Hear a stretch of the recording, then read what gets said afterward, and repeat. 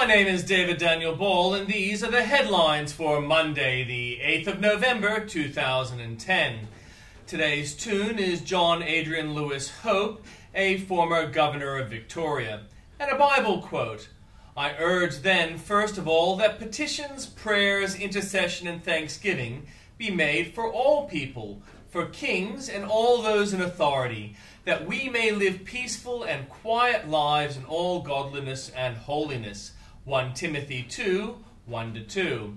And in headlines from Fox, the expected number 2 Republican in the House, Representative Eric Cantor, says the Democrats didn't get the message from last week's elections if they re-elect Nancy Pelosi as Democratic Party leader next year. GOP Senator-elect Rand Paul of Kentucky says he likely will not get in the way of the president's decision to reduce troops in Afghanistan.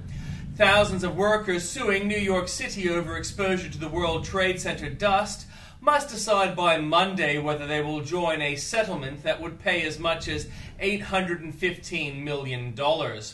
Homeland Security Secretary Janet Napolitano says the case of an airline passenger wearing an elaborate mask during a flight from Hong Kong to Canada raises questions about a new tactic that terrorists could use.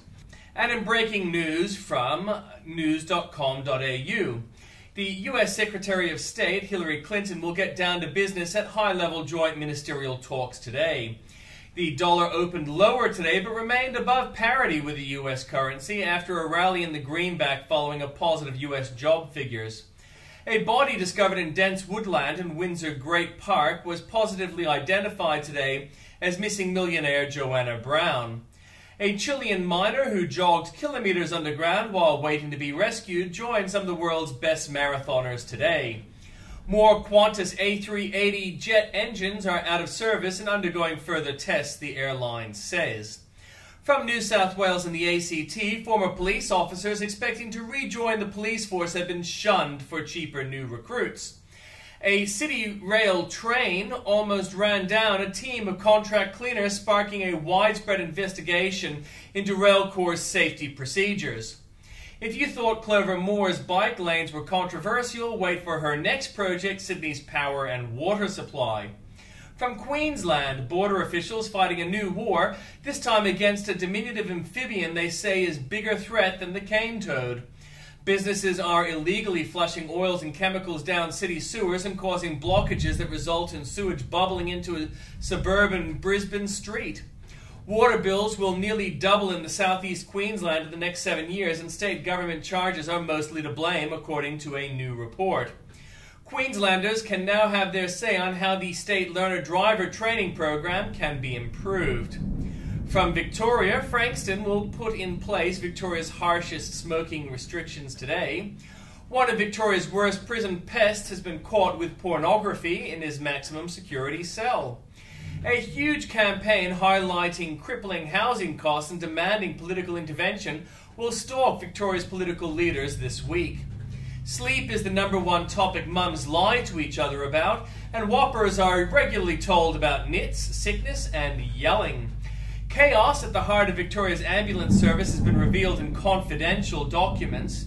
Victorians could be taken across the state for surgery in country hospitals under a coalition plan to slash hospital waiting lists. Nothing new from the Northern Territory. From South Australia, the $130 million redevelopment of Woodville's West Housing Trust enclave is one step closer now that the state government has called for tenders.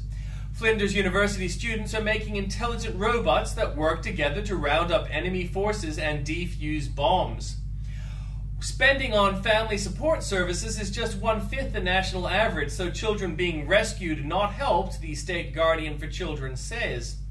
Mike Rann is under pressure to reveal the cost of flying officials to the Fiera del Levante in Italy, with the opposition estimates at $170,000. From Western Australia, police are investigating a brawl that involved up to 10 bouncers outside Paramount nightclub early this morning. And West Australia's recreational abalone fishing season opened this morning with a dramatic helicopter rescue of a suspected heart attack victim at Ocean Reef Marina. Nothing new from Tasmania. And in comments from Andrew Bolt, Not just useless, but racist too. When your own side says it, it suddenly makes sense. Fed by our useful idiots, why should we fear our own city? Is the country's defense stronger now he's a girl? Yet more leftist violence, sending the Kiwi beggars home. Greens don't need costings when the vibe is so good. We're all African Americans now. No ifs, no buts, no excuses, and more for you there at the link.